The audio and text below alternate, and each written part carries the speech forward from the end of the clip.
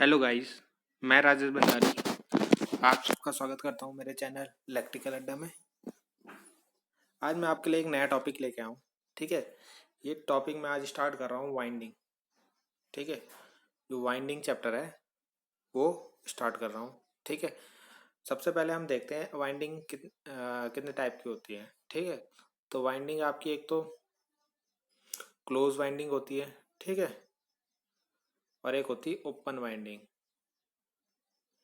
यानी एक होती है बंद और एक होती है खुली वाइंडिंग। ठीक है, जो क्लोज वाइंडिंग होती है वो आपकी डीसी में होती है। डीसी में यानी डीसी में कहाँ होती है वाइंडिंग? आर्मेचर में। ठीक है, स्टेटर में भी होती है, आर्मेचर में होती है। ठीक है, तो जो ये क्लोज वाली होगी वो आर्मेचर में होगी। ओपन वाइंडिंग जो होती है तुम्हारी एसी में होती है। ठीक है, तो ओपन जो उसके टर्मिनल खुले रहते हैं तब उनको बाद में हम क्या करते हैं, कनेक्शन करते हैं, इसलिए इसको ओपन बोलते हैं। क्लोज यानी ये सीधा क्या होता है, जो वाइंडिंग होती है आर्मेचर में वो क्या होती है, कम्यूटेटर से जुड़ी होती है, तो इसलिए उसे क्लोज वाइंडिंग बोलते हैं। ठीक है, अब इन वाइंडिंग से रिलेटेड कुछ टर्म है, डेफिनेशन है, आज पहले हम उनको देखते हैं। ठीक है, तो सबसे पहले जो डेफिनेशन आएगी वो कॉइल की, कि कॉइल होती क्या है। तो अगर हम कॉइल सिंपल भाषा में देखें तो तार या चालक के कई चक्रों या लपेटों को कॉइल कहते हैं। ठीक है, डेफिनेशन है कॉइल की। ठीक है, अगर हम मान लो एक तार लेते हैं, वायर लेते हैं, ठीक है, और उसको कुछ ऐसे लपेट देते हैं। ठीक है, ऐसे ऐसे ऐसे ऐसे, और एक तो एक क्या बन गया है, कॉइल। ठीक है, यानी एक तार लो उसको ऐसे गोल गोल गोल कर दो, वो कॉइल बन जाएगी। ठीक है, तो उसे बोलते हैं कॉइल। तो कितने भी टर्न कर सकते हैं, एक टर्न, जैसे एक टर्न की भी कॉइल बन जाएगी आपकी, जैसे ये ये भी एक टन की क्या है, कॉइल है। ठीक है, तो उसे बोलते हैं कॉइल, यानी एक तार को कुछ एक फेरा लगा दो तो उसको कॉइल बोलेंगे। तो ये कॉइल की डेफिनेशन है सबसे पहले। ठीक है, सबसे पहले आपको ये याद रखना है। उसके बाद ये मैंने एक कॉइल बनाई है जो आपको डायग्राम में दिख रहा होगा। ठीक है, ये इस तरीके से बनाई है, ये इसके दो साइड है, ये इसकी ये साइड है, इसकी इन दोनों को ऐसे ज्वाइन करके एक दो टर्मिनल इसके निकाले हैं। ठीक है, तो ये इसका एक मैंने डायग्राम बनाया है, इसमें आपको कुछ चीज़ दिख रही होंगी, इनकी डेफिनेशन। ठीक है, सबसे पहले हम इसका ये वाला हिस्सा देखते हैं, यहाँ से यहाँ तक का। ठीक है, ये कॉइल का ये जो कॉइल है ऐसे, इसका यहाँ से यहाँ तक का हिस्सा होता है एक्टिव साइड, इसे इंडक्टर भी बोलते हैं। ठीक है, एक्टिव साइड, और ये ऊपर वाला हिस्सा हो जाता है इनएक्टिव साइड। ठीक है, ऊपर वाला और ये नीचे वाला ये। ठीक है, यानी ये और ये जो ये है इनएक्टिव साइड होती है। अब एक्टिव साइड और इनएक्टिव साइड किसे बोलते हैं, सबसे पहले वो पता होना चाहिए हमें। तो एक्टिव साइड हम उसे बोलते हैं, आपको पता है कि जो आर्मेचर होता है, ठीक है, आपका उसमें क्या होता है, स्लॉट होते हैं। ठीक है, कुछ ऐसे तरह के स्लॉट होते हैं। ठीक है, तो उन स्लॉटों में क्या करते हैं, हम वाइंडिंग करते हैं। ठीक है, अब वाइंडिंग करते हैं तो ऐसा तो है नहीं कि जो पूरी वाइंडिंग होती है वो स्लॉट के अंदर होती है, कुछ बाहर होती है स्लॉट से। ठीक है, अगर आप कभी डायग्राम कभी आर्मेचर देखोगे तो कुछ आधी स्लॉट के अंदर होगी, आधी वो बाहर होगी ऐसे। ठीक है, अगर मान लो कोई ये स्लॉट है, ठीक है, ये स्लॉट है और मुझे इस पर वाइंडिंग करनी है, तो मैं तार को ऐसे लेके जाऊंगा, इसमें दो स्लॉट है। ठीक है, इस तार को ऐसे लपेटूंगा। ठीक है, तो ये जो इस स्लॉट के अंदर है यहाँ और यहाँ, ये तो एक्टिव साइड हो गए, ये जो बाहर हो गए ये इनएक्टिव साइड है। ठीक है, तो जो स्लॉट के अंदर होती है उसे एक्टिव साइड बोलते हैं। इनका काम क्या होता है, जो स्लॉट के अंदर होती है उनमें ही ईएमएफ जनरेट होता है। ठीक है, बाहर वाली जो साइड होती है इनएक्टिव साइड, इनमें ईएमएफ जनरेट नहीं होता। तो इसे ये होता है एक्टिव और इनएक्टिव। ठीक है, जो सेकंड डेफिनेशन बनती है आपकी एन टर्न। तो एन टर्न यानी जो टर्न होते हैं बाहर वाले, इनको बोलते हैं एन टर्न, या इनसाइड भी बोलते हैं, इनएक्टिव साइड भी बोलते हैं। ठीक है, बाकी आपका आता है क्वाइल लीड। क्वाइल लीड यानी जो ये बाद में दो टर्मिनल लगाते हैं ना, एक क्वाइल में कितने टर्मिनल होते हैं ये याद रखना, दो टर्मिनल होते हैं, दो टर्मिनल। ठीक है, एक क्वाइल में दो टर्मिनल होते हैं और एक क्वाइल में दो कंडक्टर होते हैं, ये साइड होती है। ठीक है, तो एक क्वाइल में दो टर्मिनल आएंगे आपके, एक जैसे अगर आप कोई तार लोगे तो उसको ऐसे अगर ले जाओगे और ऐसे लपेटोगे तो एक ये और एक ये दो टर्मिनल हो जाते हैं, तो ये क्वाइल लीड बोलते हैं उन्हें। ठीक है, इन्हें एंड कनेक्शन करने के लिए यूज होते हैं। तो आप, आई होप आपको ये कुछ डेफिनेशन समझ में आ गई होगी कॉइल की। Active side, inactive side, and turn, ठीक है, एंड कनेक्शन और कॉइल लीड। ठीक है, मेन इसमें एक्टिव साइड और इनएक्टिव साइड। एक्टिव साइड जहाँ पे जो स्लॉट के अंदर होता है, इनएक्टिव साइड जो स्लॉट के अंदर नहीं होती, जो कॉइल का भाग, ठीक है, जो हिस्सा कॉइल के अंदर नहीं होता, उसे इनएक्टिव साइड। सेकंड डेफिनेशन देखते हैं हम। अब आता है इसमें पोल पिच, बहुत इंपॉर्टेंट है। तो पोल पिच, पिच क्या होती है? सबसे पहले हमें पिच के बारे में, पिच होती है दूरी, डिस्टेंस, ठीक है। तो जहाँ पे पोल पिच का मतलब है कि पोलों की डिस्टेंस। तो ये जो पोल आपको दिख रहे हैं, मैंने बनाया एक एन पोल और एक एस पोल, ठीक है। अब इनके बीच की कुछ डिस्टेंस होगी, ठीक है। तो ये डिस्टेंस होती है, इसे बोलते हैं हम पोल पिच, ठीक है। यानी यहाँ से यहाँ तक की दूरी, यहाँ से यहाँ तक की दूरी, से क्या बोलेंगे? Pole pitch. अब मान लो कोई हमारी मोटर है, तो उसमें क्या होता है? पोल लगे होते हैं ऐसे, ठीक है। मान लो 4 पोल की मशीन है, तो इस पोल और इस पोल के बीच, ये मान लो एन है, ये एस है, फिर ये एन है, ये एस है, तो इनके बीच की डिस्टेंस होगी वो पोल पिच होगी। फिर इनके बीच की डिस्टेंस, इनके बीच की, ठीक है। तो दो पोलों के बीच की डिस्टेंस को क्या बोलते हैं? पोल पिच बोलते हैं। अब डिस्टेंस तो हमने बोल दिया, अब डिस्टेंस मेजर क्या में करेंगे? तो मेजर होती है स्लॉट में, ठीक है। क्योंकि आपके जो ये पोल होते हैं एन, ये तो इनके बीच में क्या होता है? स्लॉट होते हैं, ठीक है। अगर मान लो तुम्हारी 24 स्लॉट की मोटर है, तो इनमें टोटल 24 स्लॉट होंगे पूरी उसमें, ठीक है। और स्लॉटों में वाइंडिंग करके ही पोल बनाए जाते हैं, मतलब जब हम बाइंडिंग करते हैं उनसे ही पोल आपके जनरेट होते हैं, ठीक है। तो पोल पिच क्या होता है? पोल पिच जो भी हम मेजर करेंगे, ऐसा तो है नहीं कि वहाँ पे डिस्टेंस है कि 2 मीटर है, 3 मीटर है, 4 मीटर है। वहाँ पे क्या होते हैं? स्लॉट होते हैं। तो स्लॉटों को गिन के हम पोल पिच निकालते हैं। तो इसमें कैसे निकालेंगे पोल पिच को? जितने भी स्लॉट है, अगर मान लो हमारी मोटर 24 स्लॉट की है, ठीक है। तो 24 बटे स्लॉटों की संख्या है ना फॉर्मूले में, पोलों की संख्या। अगर हमारे 2 पोल है, 4 पोल है, 6 पोल है, कितने पोल की मोटर है? अगर 4 पोल की है तो 4 से डिवाइड करें तो कितना आ जाएगा? 6, 4 6 24, ठीक है। तो यानी हर पोल के, हर पोल के बीच में, हर 2 पोल के बीच में कितने स्लॉट आ जाएंगे? 6 स्लॉट आ जाएंगे, ठीक है। अगर हमारी 4 पोल की है, ठीक है, तो यहाँ भी 6 आ जाएंगे, यहाँ भी 6 आ जाएंगे, यहाँ भी 6, यहाँ भी 6, ठीक है। 6 4 जा 24। तो इस तरीके से निकालते हैं हम पोल पिच, ठीक है। आई होप आपको पोल पिच समझ में आ गया होगा। अब देखते हैं कॉइल पिच। कॉइल पिच समय में सिंपल है, ठीक है। ये जैसे हमने एक कॉइल बनाई है, कॉइल की 2 साइडों के बीच की डिस्टेंस को बोलते हैं कॉइल पिच,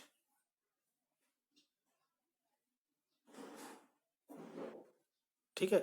कॉइल की ये वाली साइड और ये वाली साइड, 2 एक्टिव साइड के बीच की डिस्टेंस को क्या बोलते हैं? कॉइल पिच बोलते हैं। इन्हें भी हम स्लॉट में क्या करते हैं? मेजर करते हैं कि ये इन दोनों कॉइल के बीच, साइड के बीच में कितने स्लॉट आए हैं, ठीक है। तो इसको बोलते हैं कॉइल पिच। तो ये सिंपल है आपका। अब नेक्स्ट देखते हैं, जो नेक्स्ट डेफिनेशन आती है वाइंडिंग में, वेव वाइंडिंग, ठीक है, और लैप वाइंडिंग। ये आपको याद रखना है, ठीक है, वेव और लैप। ये वेव वाइंडिंग का डायग्राम है, ये लैप वाइंडिंग का डायग्राम है। सबसे पहले आपको ये समझ पता होना चाहिए लैप वाइंडिंग और वेव वाइंडिंग करते क्या है।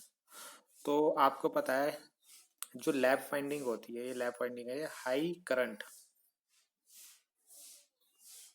ठीक है, और लो वोल्टेज के लिए यूज होती है, ठीक है।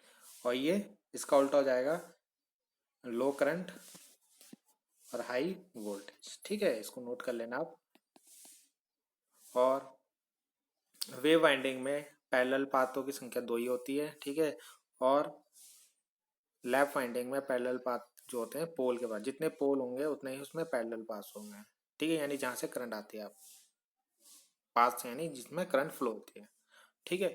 तो ये आपके लैप में नंबर ऑफ पोल के बराबर होता है और वेव में 2 ही होते हैं, ठीक है। अब देखते हैं इसमें कुछ डेफिनेशन आती है वाइंडिंग के अंदर भी। एक तो आता है इसमें बैक पिच, ठीक है। और हम इसको एक मिनट, ठीक है।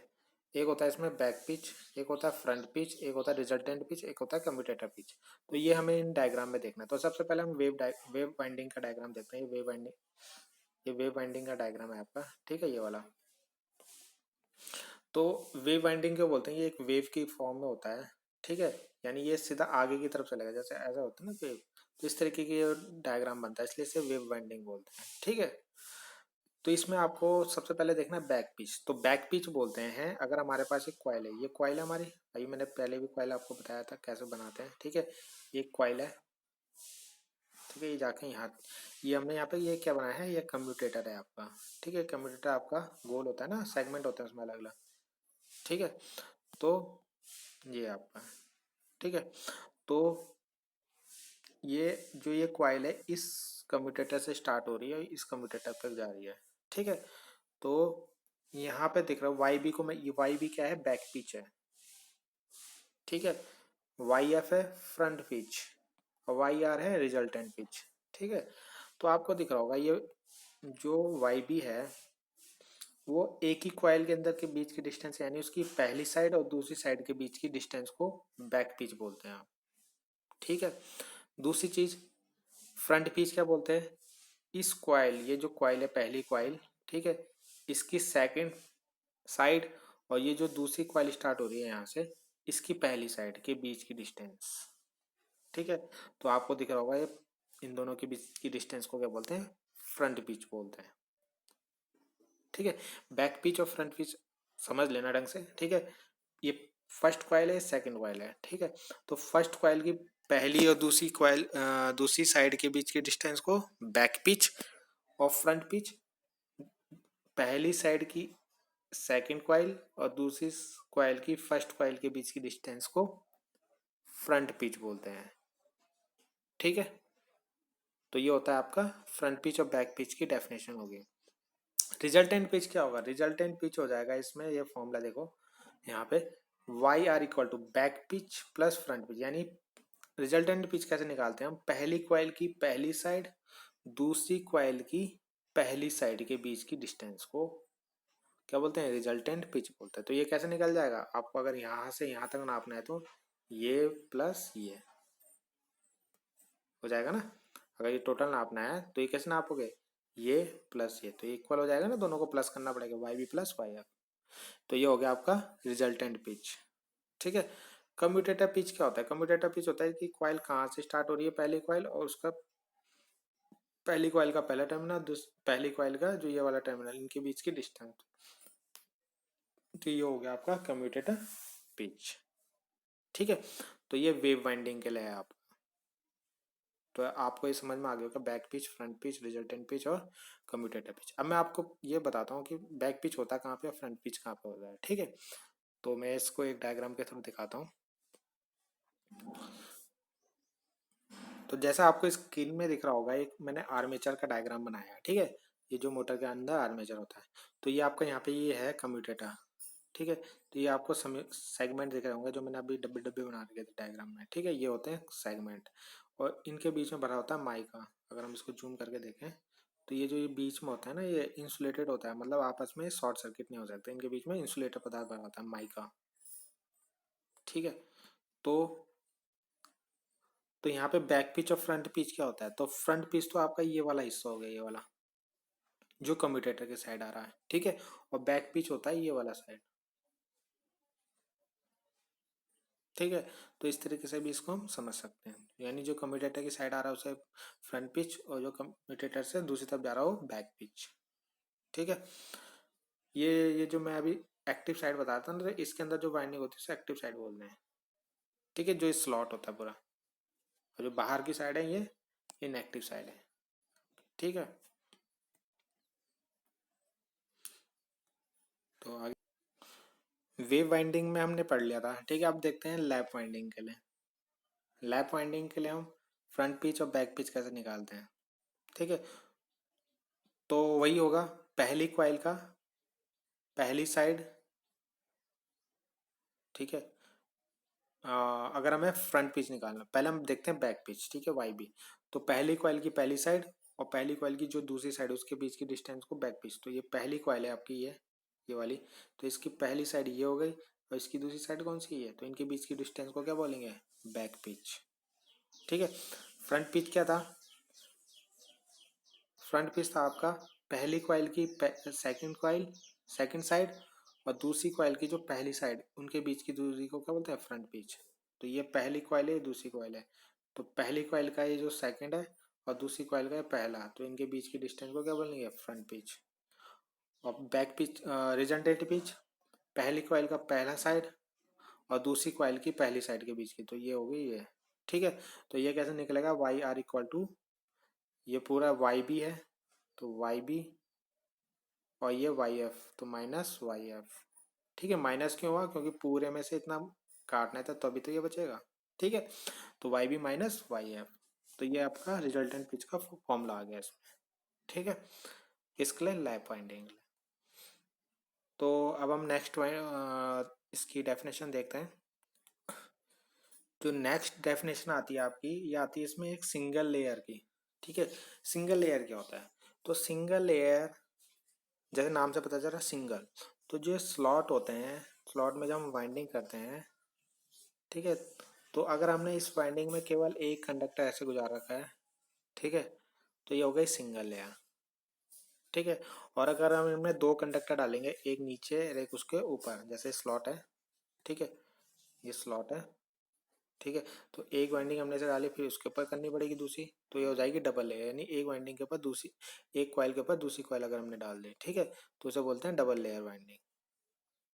ठीक है। कॉइल के ऊपर कॉइल। ठीक है। तो सिंगल लेयर में देखो आपको जो से डायग्राम में दिख रहा होगा, ये जैसे मैंने वाइंडिंग बनाई है, ठीक है, तो उनमें मैंने एक ही कंडक्टर को दिखाया।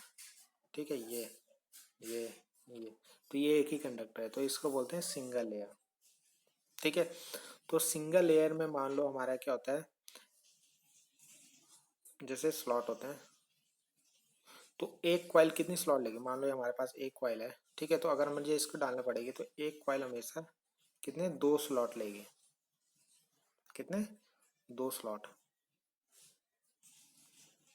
ठीक है। जैसे एक कॉइल अगर हम यहाँ से डालेंगे तो एक स्लॉट यहाँ लेगी, और दूसरी कॉइल कहीं भी डालेंगे अगर तो एक साइड यहाँ लेगी, तो एक स्लॉट है एक स्लॉट है तो दो स्लॉट लगे, तो एक कॉइल बराबर दो स्लॉट। ठीक है। तो ये इस तरीके से हम निकाल सकते हैं।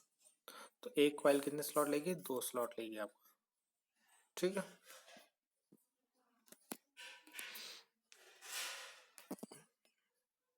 तो इसमें कितनी कॉइल लगेंगी, अगर मान लो अगर हमारे पास 24 स्लॉट हैं तो कितनी कॉइल लगेगी, स्लॉट को 2 से डिवाइड कर देंगे तो कितना आएंगे, 12 कॉइल लगेंगी।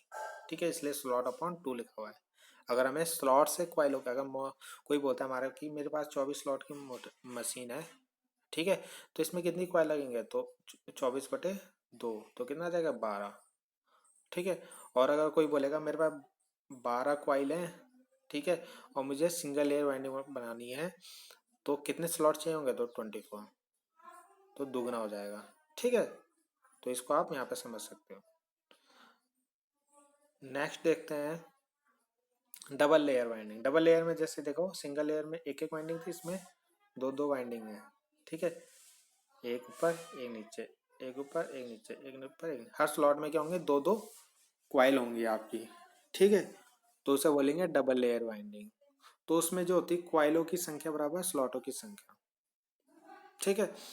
एक स्लॉट में दो कॉइल आ रही हैं, ठीक है, तो ऐसे अगर 24 स्लॉट होंगे तो 24 कॉइल लगेंगे। ठीक है, इसलिए डबल लेयर। वहाँ पे क्या होती थी, एक कॉइल दो दो स्लॉट ले रही थी तो इसलिए वो आधी हो जा रही थी, 12। यहाँ पे क्या है, एक स्लॉट में एक ही कॉइल आ रही है। ठीक है, मतलब है तो डबल लेयर, मतलब है तो डबल लेयर मगर दो कॉइलों की एक एक साइड आ जा रही, तो वो एक कॉइल बन समझ लो उसे, तो इसलिए वो इक्वल हो जाएंगे आपके। ठीक है। यानी कॉइल जितनी होंगी उतने ही स्लॉट होंगे, जितने स्लॉट होंगे उतनी ही कॉइल होंगी। ठीक है। ऐसा समझ लो एक कॉइल होगी, एक एक है, तो उतने 24 ही स्लॉट लगेंगे। ठीक है। तो ये हो गई आपकी डबल लेयर वाइंडिंग। तो कॉइलों की जितनी कॉइल होंगी उतनी स्लॉट होंगे, जितने स्लॉट, अगर कोई बोलेगा मेरे पास 24 स्लॉट की मान, तो उसमें 24 कॉइल ही लगेंगे। ठीक है। अब आता है फुल पिच। ठीक है। तो फुल पिच किसे बोलते हैं? आपको पता है, मैंने आपको बताया था, पिच बता दिया था कि किसी कॉइल पिच क्या होता है, कॉइल की दो साइडों के बीच की दूरी को क्या बोलते हैं? कॉइल पिच बोलते हैं। तो फुल पिच किसे बोलेंगे? फुल पिच बोलेंगे, मान लो हमारा कोई पोल है, ठीक है, और उसके नीचे हम वाइंडिंग कर रहे हैं, ठीक है, कॉइल कर रहे हैं, तो अगर वो जितने पोल है उतनी ही डिस्टेंस ले रही है कॉइल, तो उसको बोलते हैं फुल पिच वाइंडिंग, ठीक है। तो ये कितने डिग्री होता है? 180 डिग्री के बराबर होता है, ठीक है। अगर कॉइल स्पैन भी कॉइल पिच को भी बोलते हैं, ठीक है, इक्वल टू पोल पिच, यानी जितने पोल के बीचों की दूरी है उतना ही कॉइल के बीच की दूरी है, तो उसे फुल पिच वाइंडिंग बोलते हैं, ठीक है। क्योंकि मैंने अभी बताया है कि ये दोनों आपस में इक्वल होंगे, तो उसे बोलेंगे फुल पिच, ठीक है। अगर ये इनके बीच की दूरी 12 स्लॉट है, तो कॉइल के बीच की भी दूरी अगर 12 स्लॉट है, तो ये क्या हो जाएगी? Full pitch. ये 180 डिग्री होता है फुल पिच में आपका, ठीक है, दो साइडों के बीच की डिस्टेंस। तो आपको समझ में आ गया कि पोल, दो पोलों के बीच की जितनी दूरी होगी उतनी अगर हमारे कॉइलों के बीच की दूरी होगी, तो उसे फुल पिच वाइंडिंग कहते हैं। ओके, अब देखते हैं नेक्स्ट। नेक्स्ट आता है आपका क्या? Short pitch winding. Short pitch winding किसे बोलते हैं? फुल पिच था कि जितने पोल के बीच की दूरी होगी उतने ही अगर कॉइल के बीच की दूरी होगी तो उसे पोल पिच।